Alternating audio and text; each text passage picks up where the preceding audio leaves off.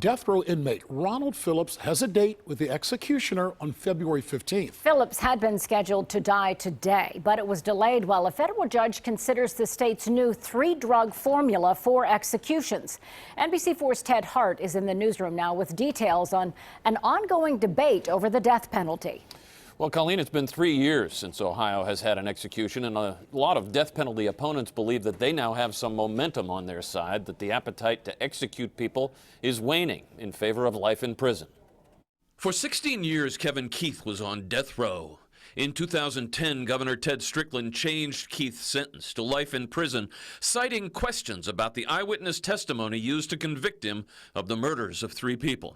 And then in recent months, the credibility of the expert testimony of a former state crime lab worker has come into question. Now here we are in 2016 disputing that when he had the possibility of being executed back in 2010. Keith's brother, Charles Keith, joined death penalty opponents at the State House today.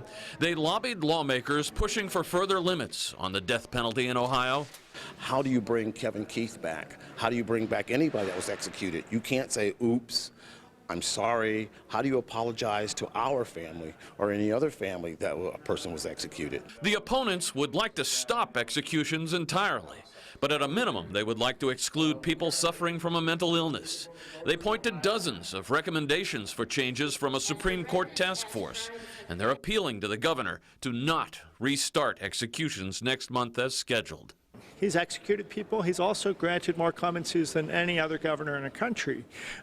He has the standing to say this system doesn't meet the fairness standards that I believe in.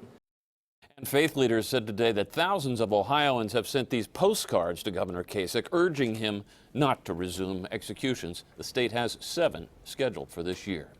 Ted Hart, NBC4.